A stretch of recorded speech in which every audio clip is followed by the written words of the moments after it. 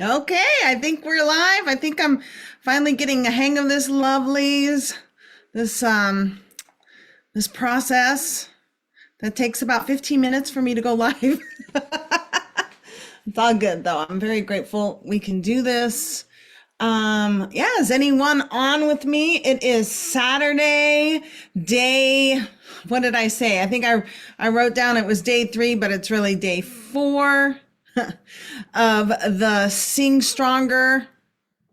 No, I said it backwards. Breathe better, sing stronger. That's what I wanted to say. All right, here we go. Let's I do not see anyone on yet. Is everyone out playing? It was really nice here in Arizona. It was windy. I went out with the dog. Um, and I heard just a whole bunch of beautiful birds. It was just a really sweet, sweet time outside here in Arizona.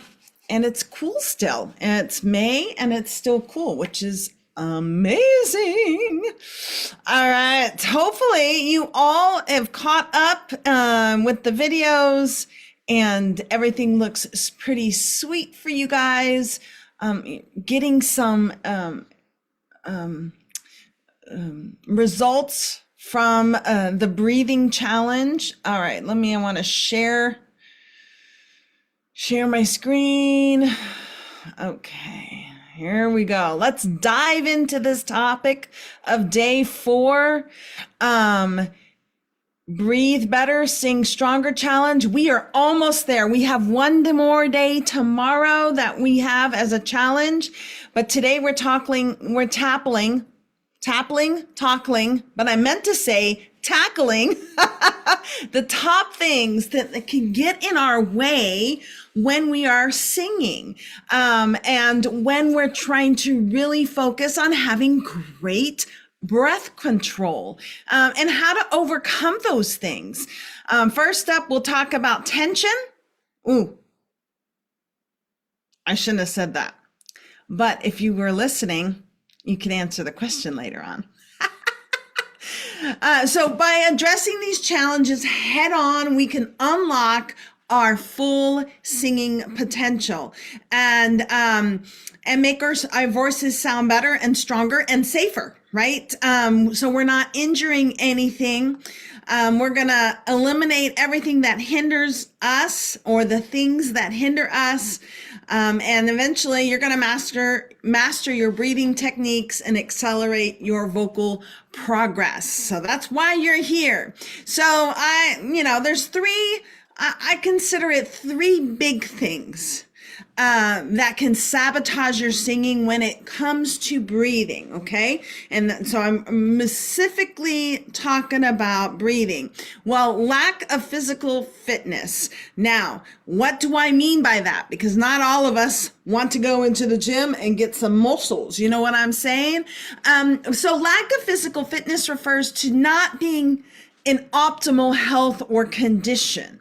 As in, when your body is not in its best shape, it can hinder your ability to breathe. I mean, that's just a fact of a reality that we have to think about. So several ways breath control gets affected is singing requires precise control over your breath. If your body is not fit, your respiratory system might not be strong enough to support what you want to do in your singing, or allowing that consistent airflow, and it just impacts your ability to sustain or hold out notes, to control dynamics effectively, and stamina, right? So singing is a demanding activity. So I don't know if you've come across this, but I have, if I'm singing a song that requires a lot of breath support, a lot of times it requires endurance.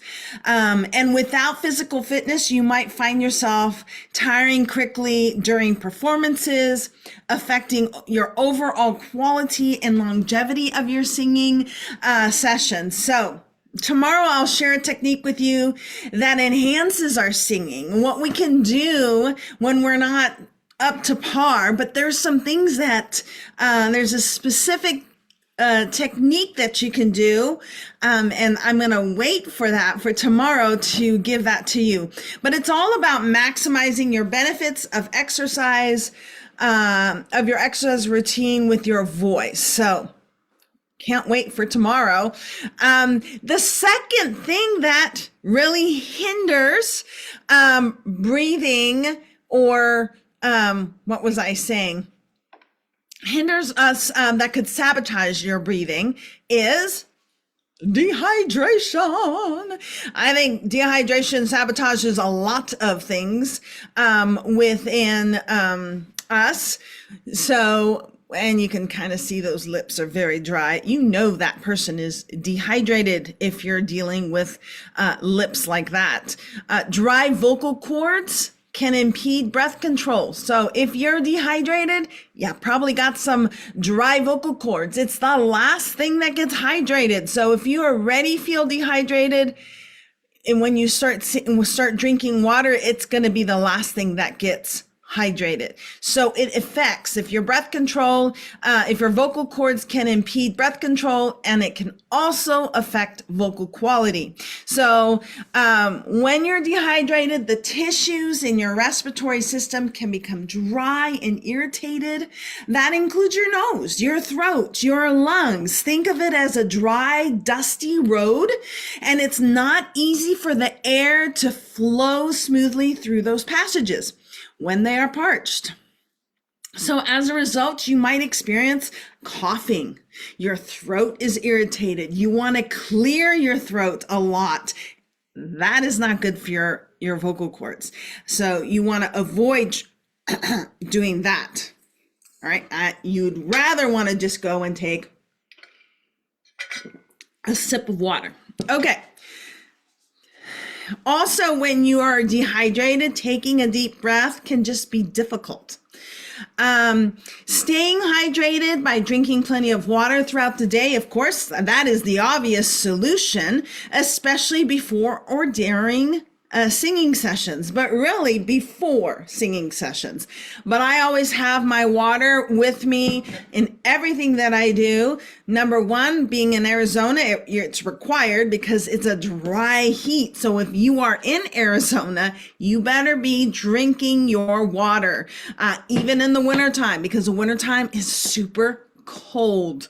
I mean, super dry. And so that's when you want to make sure you're really hydrating yourself. Additionally, you want to avoid excess caffeine and alcohol. We all love our coffee in the morning, but it can dehydrate us and negatively impact your voice and your breathing. So the other thing, now it's a little complicated, but there is a part of this that's truth.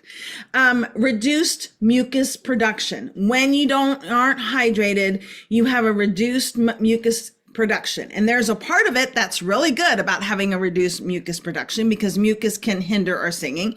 But if you don't have enough of it, it can also can also hinder your breathing, because mucus keeps your airways moist and they trap dirt and bacteria. That is what mucus is for. So if you're dehydrated, your body might not produce enough mucus, leaving your airways vulnerable to irritation and inflammation. It's like running a car without oil. Things start to get gritty and grindy and uncomfortable when you're not hydrated. All right. Dehydration can also decrease lung function. Believe it or not, your lungs need more moisture to properly function. And when they don't get enough water, it can affect their ability to expand and contract efficiently. It's like trying to inflate a balloon with a leak. It just does not work. You can't do it. You can't get as much air in or out. So, water is essential also for carrying oxygen throughout your body. When you're dehydrated, your blood becomes thicker and you're less efficient at transporting that oxygen to your cells. So it's likely you're trying to water your garden with a hose that's kinked. Have you had it where you had a kink in the hose and you're not getting quite enough water in there? Yeah, so it does not flow freely and your cells don't get the oxygen they need to function properly. So dehydration has so much of a significant impact on your breathing by drying out your airways, reducing your mucus production, impairing lung function, and hindering oxygen delivery. So ensuring an optimal performance is essential to stay hydrated by drinking plenty of water throughout the day. And just like giving your plant plenty of sunlight, giving your body enough water helps it to thrive and function at its best. In the Academy, we will go over different ways to combat dehydration. There is so many other ways besides just drinking plain water, but I'll leave that for the Academy. All right, next thing, here we go. Can anyone, I didn't do this thing very well. Let me go back. You didn't see it. What's the number one? Yeah, you did, never mind. But my thing was, can you guess what the number one thing that sabotages your singing is? Tension. Tension is the number one enemy of singing. It gets in the way of our breath control. All right, let me go fast forward because I had this whole thing planned and I didn't do the numbering thing, where it pops up after the fact, but it's all good. It's all good. Okay, tension and stress is that number one thing. So we think about when we're nervous and we're on stage, when your body is tense and stressed, it can interfere with our breathing and your ability to control your breath. So you're breathing and all the air goes out and you have no breath, and sometimes you can hyperventilate. And so not only does the tension and stress affect, can make your voice tension and stress can actually make your voice sound different.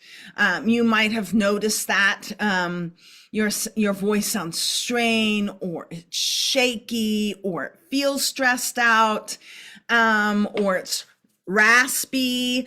This is because tension can affect the way your vocal cord vibrates. Your vocal cords vibrate. Oh, I was gonna do like a vocal cord video. I forgot about that. I need to write that down or I'm going to forget about it tomorrow. Maybe I can do it tomorrow.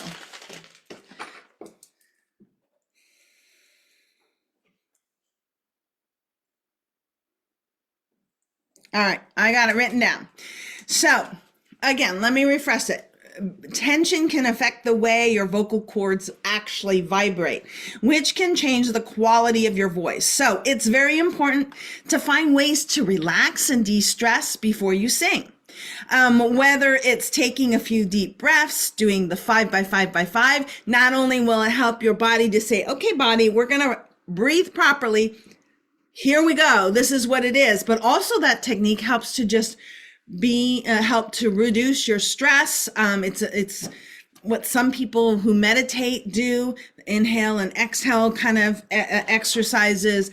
It's been proven in science to help reduce your stress. The other thing that helps is gentle stretches. Right before I go on stage, I will touch my toes, I'll walk around and pray, I'll move my neck, I'll stretch it, keep it to each side, taking a moment to calm my mind and to focus on Jesus, right? Think on what he is doing today and not putting it on myself, not thinking, oh my gosh, I'm stressed out, right? But oh my gosh, I'm here. I'm blessed to be here.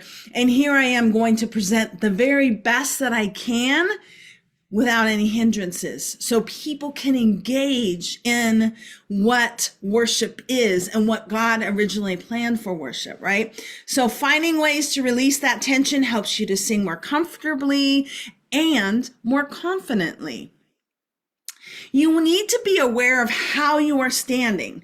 So, and this is where I see a lot of people put themselves already in the negative side of not being able to breathe because of how their body is standing. So we're going to go over some common issues that I've seen, okay? The first one, your neck. Oh my goodness. Imagine your neck is like a big balloon on top of your head. Sorry. Let's reverse that. Imagine your head is like a big balloon on top of your neck. You want to make sure your neck feels loose and comfortable, and like when you're relaxing. Now, there's a special spot on your neck where your head meets, it's kind of like two Legos pieces fitting together. It meets with this joint over here. It's called the AO joint or the whiplash joint, right? You want to balance everything on your head so it's not tilted too far up. So I know sometimes I'm like, Jesus. And as soon as I do that, I think, oh my gosh, that's not good. So then I try to bring it more down here. I mean, I can still do Jesus this way, right? Where I'm straight forward. So, and not looking to the sky, and also not doing this while I'm singing, right? So if I'm not going to sing, I could do this, but then when I sing, I need to come out forward, keeping my head straight.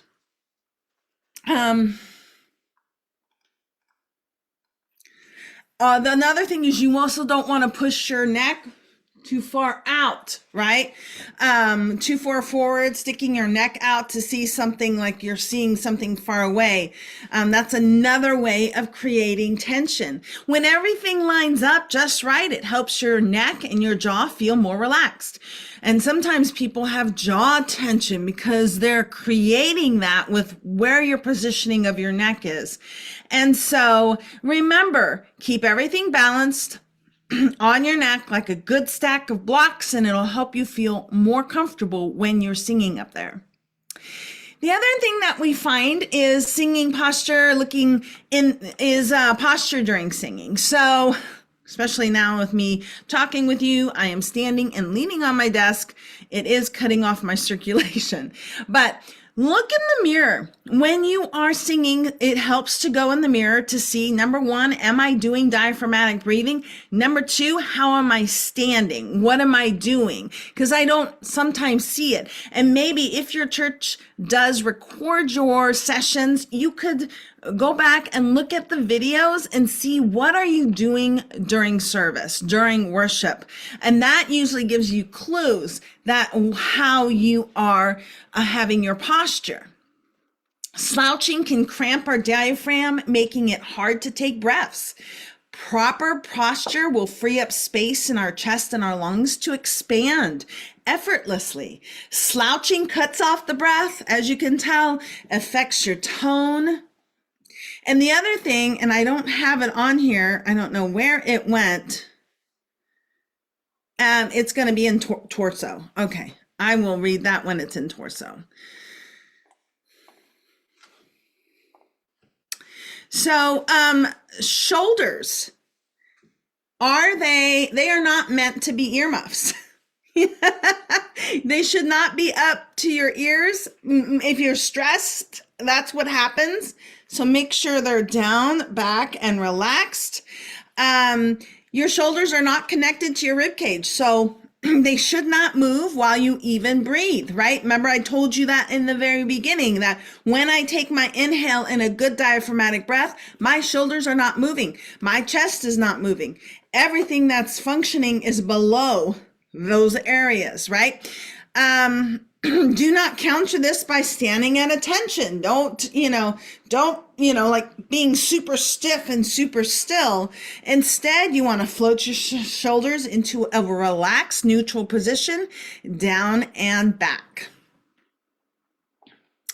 Torso. This is the one I was thinking I was at and I wasn't.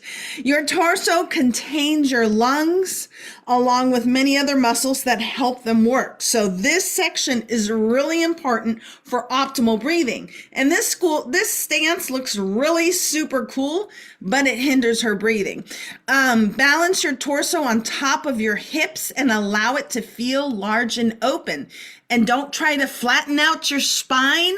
It is naturally curved for a reasoning, and flattening hinders breathing also. Here's what I was thinking. If you play an instrument while you're singing, this is super important. I know some of you guys are watching this and you're just guitar players. Guess what?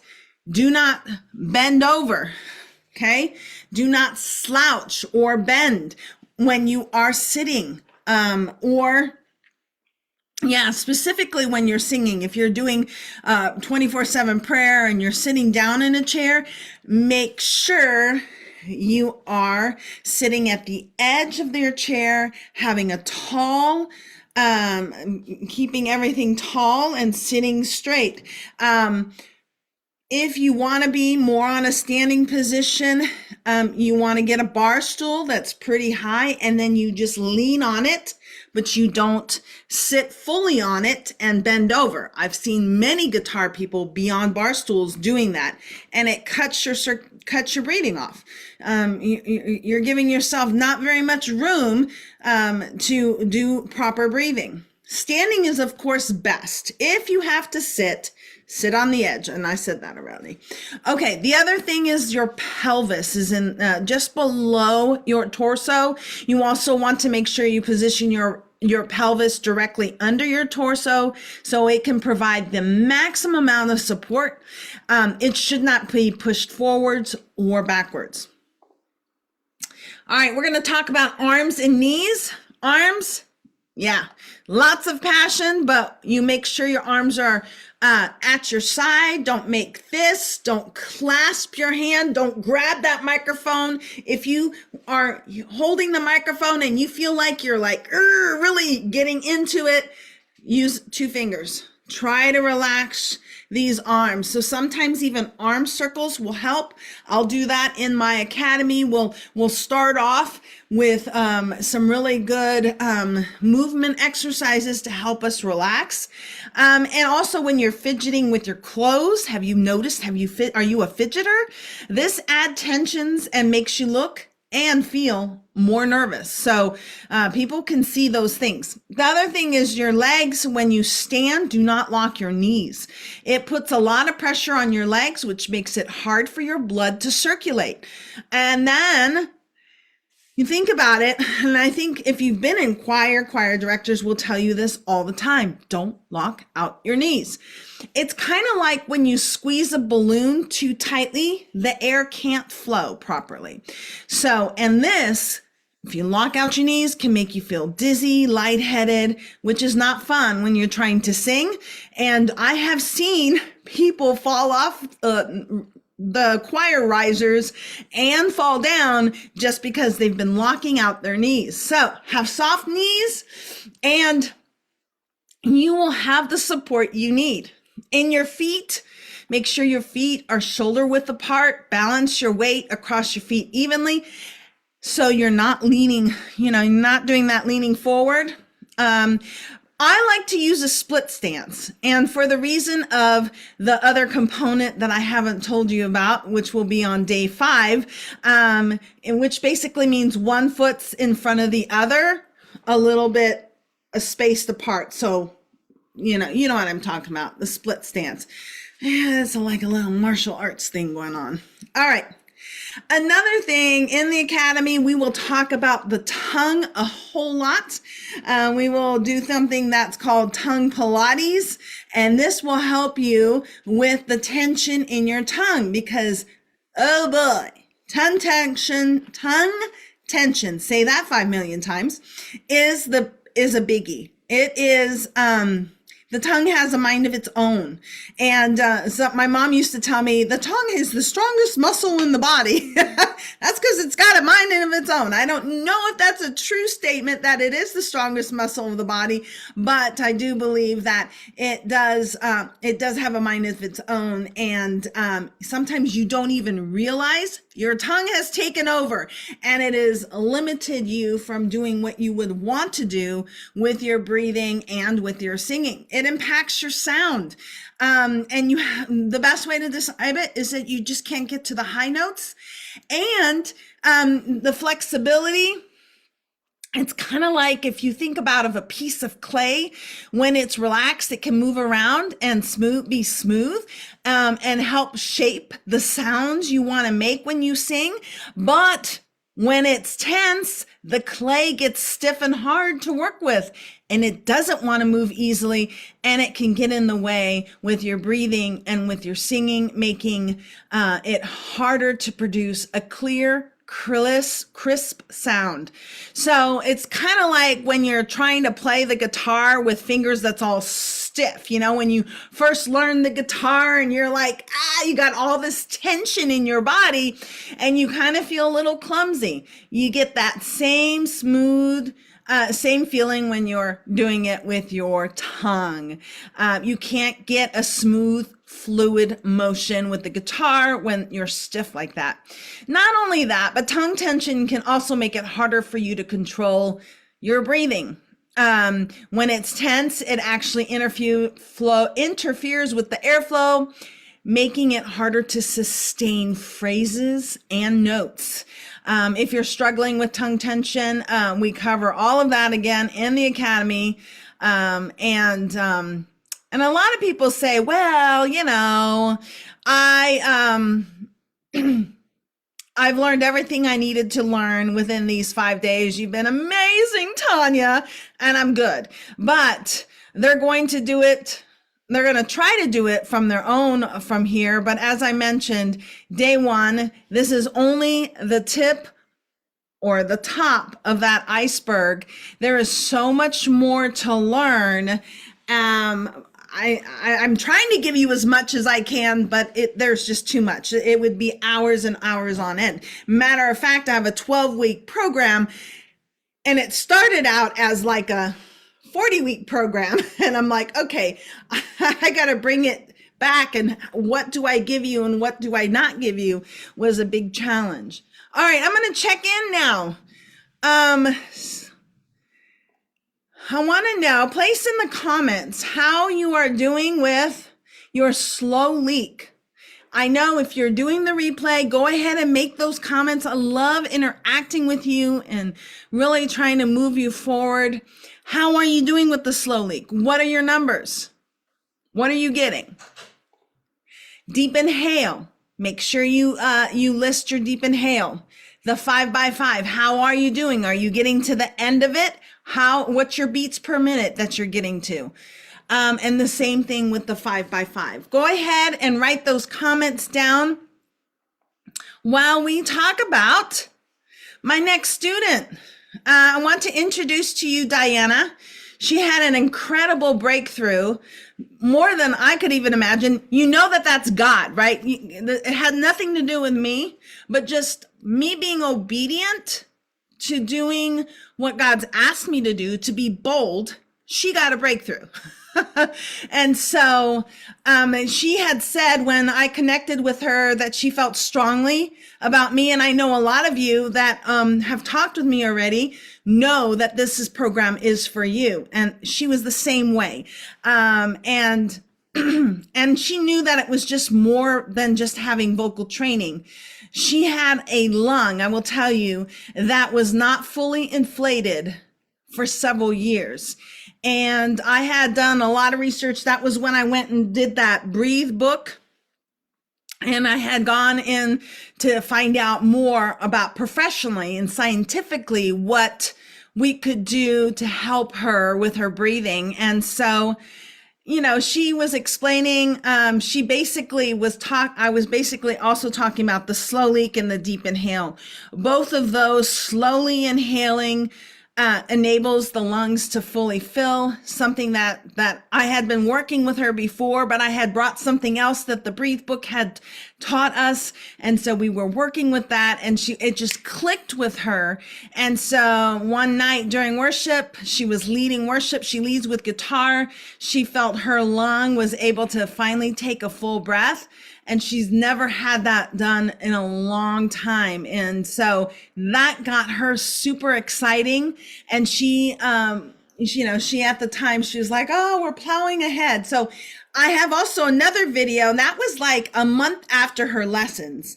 Now this video is after being with me for, I think, 2 years. Diana was with me. So here we go. 2022, 23, 24. Yeah, 2 years. Here we go.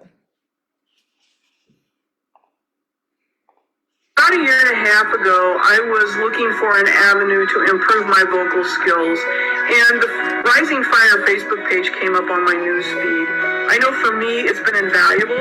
One of the things that I found, particularly right out of the gate, as she was teaching skills and fundamentals, just how many things I wasn't doing right, and just by tweaking some of those things, it changed things quite a bit. Early on, I had people commenting to me about the differences they were seeing.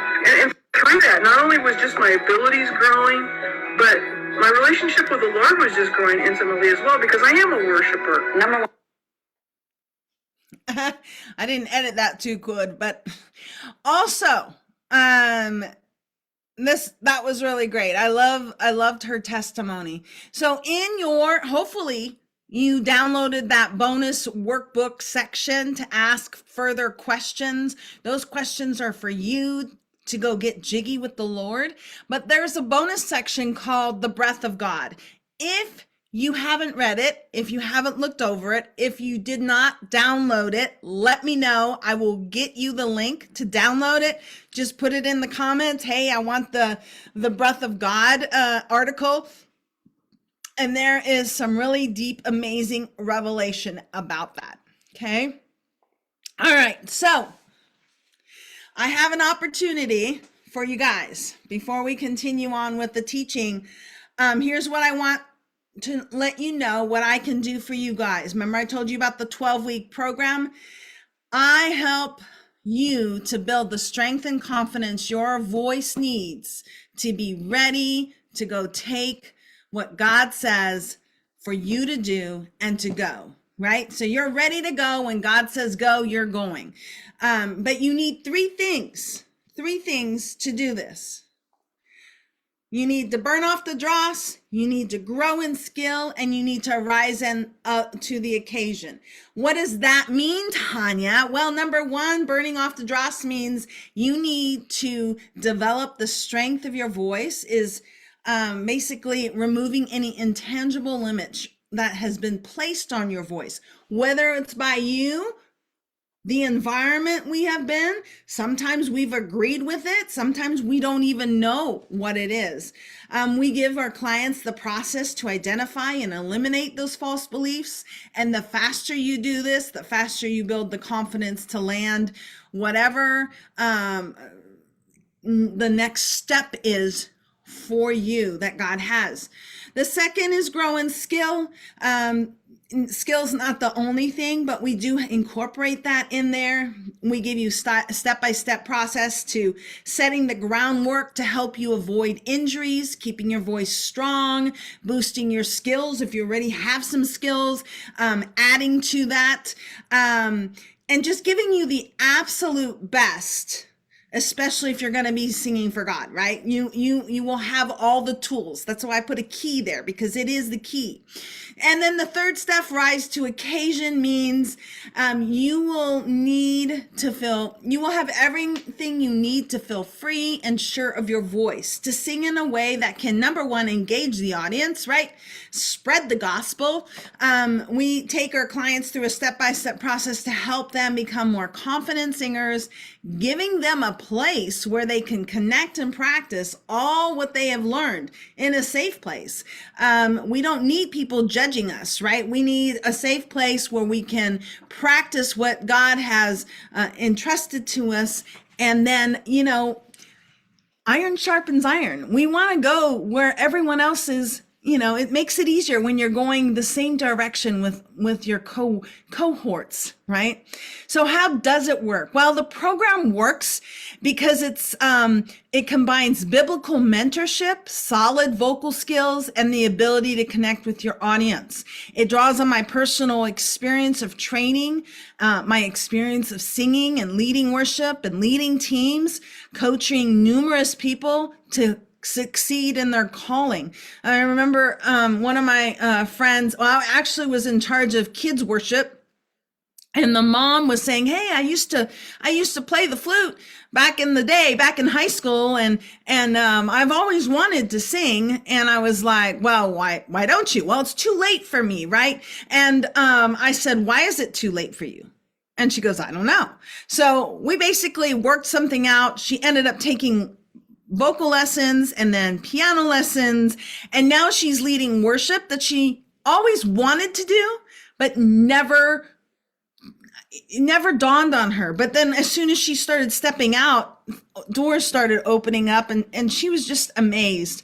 I love that story. It's just the stuff that happens when you get a part of a group and going in that same direction. The reason why my program is different, it stands out, is because it's specifically created for Christians who sense a calling to sing for the Lord, but you're facing obstacles in pursuing what God has for you. It's not just only focused on getting you a solid vocal foundation, because here's the other thing. There's a lot of programs out there that does that, but it also uncovers how the enemy has hindered your voice, aiming at getting you the vocal freedom you need to fully be able to express yourself. I remember being there at some of the when I was learning to sing, my instructor would say something, and I knew exactly what she said, and I knew that I had everything within me to be able to engage my audience and to do all those things. But then when I looked at the videos, I didn't produce. I knew I felt it inside, but I didn't produce. And so I didn't know that connection. That connection is another thing that we work on. And it's not something easy, and it's not something you can do on your own. But Tanya, I don't have the time to do all this. Is a lot of excuses that I have, but really, I will tell you right now, I'm going to be real honest. It is a lie from the pit of hell, because vocal coaching does not take up a lot of time. You might tell yourself that you're too busy with all the stuff you had to do. I'm a single mom, homeschooling, running a business. I'm the epitome of busy, but I still have to get my time in to spend time with the Lord, to spend time with my instrument and my craft and my voice. The truth is, quick practice sessions can make a big difference in getting better. It doesn't have to be an hour long, 2 hours long. It can be 15 minutes. All you need is a consistency of a group of people going after the same dream. Really, that is it. It's small little steps. If you try to grab the whole chunk by all together, it just does not work. A set time every week to come together and practice together. All you have to do is show up. It's as easy as that. I provide the plan, and that's it. Soon you will look back and realize that it didn't really require that much time. It was doable. All right. So if you're fed up and you've been fed up with struggling with being silenced by the enemy, with struggling with being silent way too long, here's what you do. Click on the link in the comments. I'll post them later on, and schedule a 30-minute session to speak with me. That's it. Let's just chat. I want to get to know you. I want to know who you are and what your goals are and what you feel like the Lord is calling you to. I love meeting new people. I'm more of a one-on-one person anyways. I just put that in the chat for you, and schedule your time. All right. That's it. That is it for today. We talked about the top 3 things that hinder our breathing. And, day 5 is just right around the corner. And I know that this is going to be a sad time, right, when it's ending. But have an amazing Saturday. I know you guys are probably all busy with your families. Hopefully my son and he didn't get up until just recently, so we're going to go have fun next. Okay, so have a blessed Saturday. Bye.